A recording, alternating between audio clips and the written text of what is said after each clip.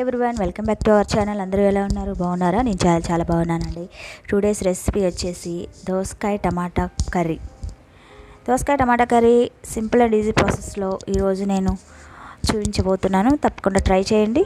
అంతకన్నా ముందు మన ఛానల్ని ఫస్ట్ టైం చూసినట్లయితే please do subscribe and bell ఐకాన్ని యాక్టివేట్ చేసుకోండి. వెంటనే నోటిఫికేషన్ వస్తుంది. ఈరోజు దోసకాయ టమాటా కోసం నేను ముందుగా దోసకాయలు 4 టమాటాలు తీసుకుంటున్నానండి. వీటిని బాగా శుభ్రంగా కడిగి పైన పీల్ తీసేసుకొని చిన్న చిన్న ముక్కలుగా కట్ చేసుకోవాలండి. అలాగే ఒక చిన్న ఆనియన్ కూడా తీసుకున్నాను. ఇప్పుడు వీటన్నిటిని నేను చిన్న చిన్న ముక్కలుగా కట్ చేసి మీకు చూపిస్తాను.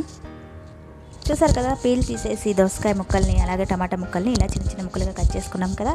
అలాగే ఆనియన్ కూడా ఇలా సన్నగా తరిగి పెట్టుకున్నామండి. ఇప్పుడు వీటన్నిటిని కట్ చేసుకున్న తర్వాత పక్కన పెట్టేసేయండి. ఇప్పుడు దీన్ని మనం పోపు వేసుకోవాలి.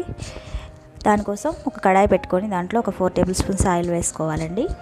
ఆయిల్ హీట్ అయిన తర్వాత దానిలోకి 1 స్పూన్ జీలకర్ర ఆవాలు వేసుకోవాలి. అలాగే 1 స్పూను శనగపప్పు వేసుకుంటున్నానండి. ఇవి కొంచెం వేగిన తర్వాత ఒక 2 పచ్చిమిర్చి 2 ఎండుమిర్చి మిక్స్ చేసి వేసుకోండి. ఎండుమిర్చి వేయడం వల్ల కర్రీ అనేది బాగుంటుంది కాబట్టి అవి కొంచెం వేసుకోండి. ఇవి కొంచెం వేగనివ్వాలి. ఇలా కొద్దిగా వేగిన తర్వాత మనం ముందుగా కట్ చేసి పెట్టుకున్న ఆనియన్ ఉంది కదా, వాటిని కూడా వీటిలో వేసుకొని కొంచెంసేపు వేగనిద్దాం. ఇలా గరిటెతో తిప్పుకుంటూ 1 నిమిషం పాటు వేయించుకోవాలండి. తర్వాత ఇవి కూడా వేగిన తర్వాత దీనిలోకి 1 స్పూన్ వరకు అల్లం వెల్లుల్లి పేస్ట్ వేస్తున్నానండి. ఫ్రెష్గా దంచింది వేసుకోండి, బాగుంటుంది.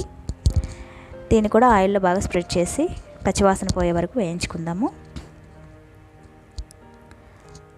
ఇలా అల్లం వెల్లుల్లి పేస్ట్ని కూడా ఆయిల్లో పచ్చివాసన పోయే వరకు వేయించుకున్న తర్వాత మనం ముందుగా కట్ చేసి పెట్టుకున్న దోసకాయ టమాటా ముక్కలు ఉన్నాయి కదా, వీటిని కూడా వేసేసుకోవాలండి ఈ ఆయిల్లో.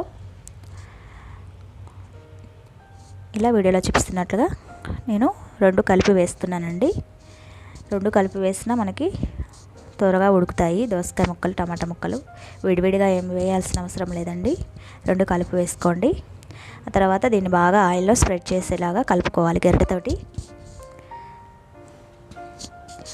ఇలా బాగా కలుపుకోవాలండి.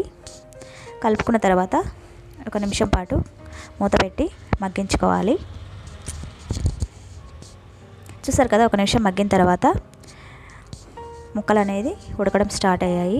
మరొకసారి గరిటెతోటి కలుపుకోవాలి.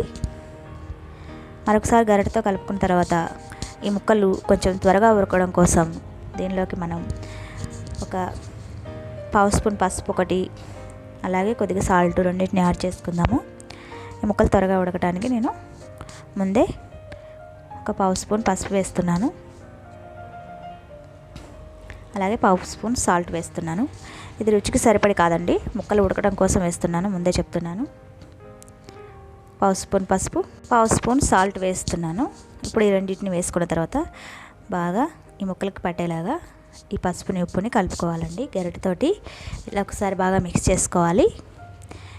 బాగా మిక్స్ చేసుకున్న తర్వాత మూత పెట్టి 1 నిమిషం మగ్గించుకున్న తర్వాత ఈ ముక్కలు కొంచెం ఉడికిన తర్వాత మూత తీసి ఒక టీ గ్లాస్ తోటి 1/2 గ్లాస్ వరకు వాటర్ పోసుకోవాలండి. మనకి గ్రేవీ కావాలంటే కొంచెం వాటర్ పోసుకోవాలి. అలాగే ముక్కలు కూడా త్వరగా ఉడుకుతాయి కొంచెం వాటర్ పోసుకుంటే.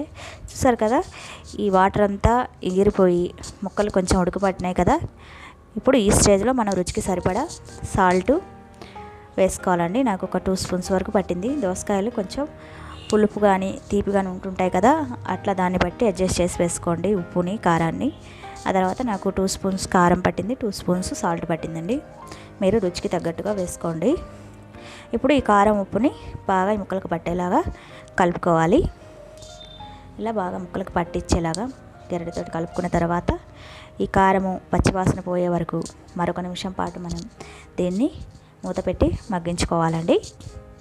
ఇలా 1 నిమిషం మగ్గిన తర్వాత మూత తీసి చూసారు కదా, మనకి ఆయిల్ అనేది పైకి తేలుతున్నట్లు కర్రీ ప్రిపేర్ అయిపోయిందండి. ఇప్పుడు ఈ స్టేజ్లో ఉంటే మనం గరిటెతోటి మరొకసారి తిప్పుకొని స్టవ్ ఆఫ్ చేసేసి సర్వ్ చేసుకోవడం అండి. ఇలాంటి ఏదైనా ఒక బౌల్ తీసుకొని కళాయిలో ఉన్న కర్రీని దోసకాయ టమాటా కూరని మనం ఇలా వేరే బౌల్లోకి సర్వ్ చేసుకోవడమేనండి. మీరు కావాలంటే చివరిలో కొంచెం కొత్తిమీరతో సర్వ్ చేసుకుంటే దోసకాయ టమాటా కూర చాలా బాగుంటుంది. మరి ఇంకెందుకు ఆలస్యం, మీరు కూడా ట్రై చేసి ఎలా వచ్చిందో నాకు ఫీడ్బ్యాక్ ఇవ్వండి. అంతకన్నా ముందు మన ఛానల్ని సబ్స్క్రైబ్ చేసుకోండి. Bye, thanks for watching.